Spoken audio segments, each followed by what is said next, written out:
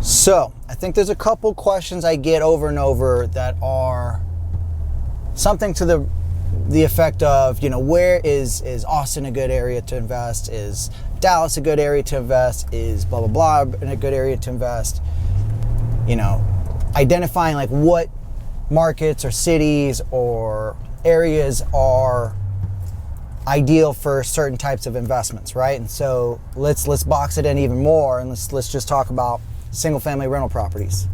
And the thing I'm going to talk to you guys about is actually you can apply the model across all types of investments, because conceptually it's just how you measure return on investment, really.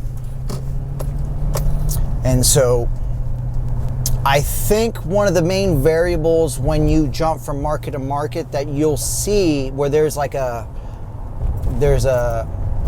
diminishing return, or there's an exchange in the relationship between X and Y variable, is immediate returns, and then also the promise of future returns. I think those are the two metrics that you need to keep an eye on. And the latter, the latter is one that people don't know how to calculate very well. They just know how to do the return on investment for a single year, and that's unfortunate. And I think that'll open your mind or open your eyes to like, oh, that makes sense. That's why Austin gets shitty returns, or not, like in present value, where you see cap rates are a certain way for certain markets. And so, let's dig into it. So the two different versions of returns or measuring returns is like your immediate annualized present value, what I think I'm going to make in a year, right? That's your cap rate, that's your capitalization rate, that's your return on investment, that's your, some people call it net cash flow, and everyone has like their own, version of underwriting what their return on investment is. And that's okay. It's basically the money in and the money out that you take out. And then there's more variations of leverage money in and money out. And so if you're a Kiyosaki fan, they talk about cash on cash return. So there's your leverage returns. Again, there's multiple names for all these. And like once I've been in it so long, it doesn't matter what you call it. It's effectively just money in, money out over a specific period of time. Now, the one that gets people is, the second one that I'd like to talk about is this one way to measure. It's called like an internal rate of return. It's your return on investment over an extended period of time. And it takes an extra variable of like, what's the market going to do over an extended period of time, right? And man, I was just talking to one of my homies about this for stocks and equities. It's like, why is there PE ratio, which is it's a measure of the return on investment on an immediate moment that doesn't account for that return over time aspect? Why is it so crappy for this particular equity, this particular stock?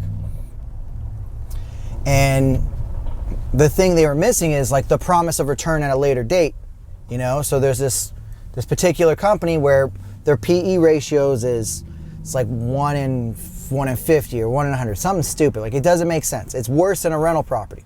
It's like, why would you buy an equity that doesn't cash flow, doesn't give you any kind of payday on an annualization rate basis, but you want to pay for that?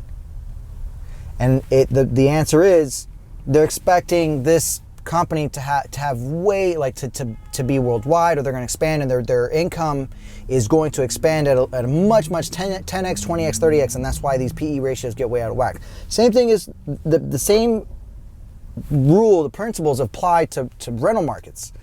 Austin for the past 8 years has had really horrible present value net caps where you can't get a 5 cap, or you can't even get you go to the smaller markets where the promise of future returns are horrible. You can get a 10 cap, you can get a 20 cap, and you get really, really good returns, but their prospects for growth are terrible.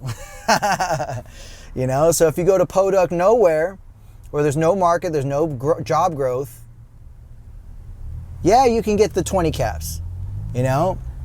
And so it gets super speculative on this end, and that's where you'll see, but big money's thrown in because these macro trends are bankable. They at least the people that are throwing the billions of dollars believe it's bankable. And so Austin clearly is one of those markets, Texas in general.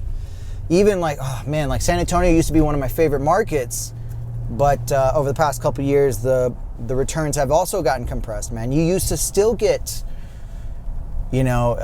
gross returns of 20%, like I'm talking off just looking at foreclosures and looking at like distressed property, and those days are disappearing very, very fast, Can't get properties under 50, 80K anymore over there and rent them out for $1,000 a month.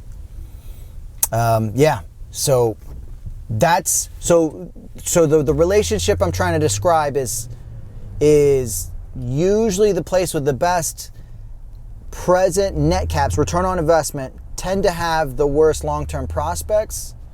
And the inverse is also, these are meta patterns I'm describing. It's not a rule at all. It's just there's a correlation to these things. And so like you hit, or if you stumble upon pieces of information where like, a giant employer is going to put, think about Taylor. So like when the news of Taylor, Texas came about and I'll put a little blurb about when Samsung was going to come into town and put one of the biggest fabrication plants in the Western Hemisphere in Taylor, Texas. And then all their business partners are setting up shop within a 20-mile radius. All the land just went boom, just exploded. And so when you bought at that time, man, again, present value, the returns were terrible, but the future prospect was amazing because they knew there was critical information that was bankable enough for them to invest millions of dollars, Hell, I'm like, even at the small scale, go buy an acre out there, man. Your 10-year, 20-year prospects are great. They're great. They're great. So, but what else? Yeah, I guess that's it. So if you're going to go for the big markets, yeah, they're great.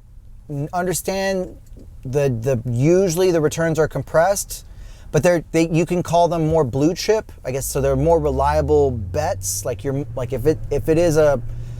you're in Austin, yeah, you're capping 2, 3, 4%. If you're lucky, 4 or 5%. If you're smart and you know how to lowball and you know how to make, you know how to quantify your evaluate your assets and your returns effectively, you're going to do better than that. Or if you're working with someone that knows how to do that, and you're golden too, right?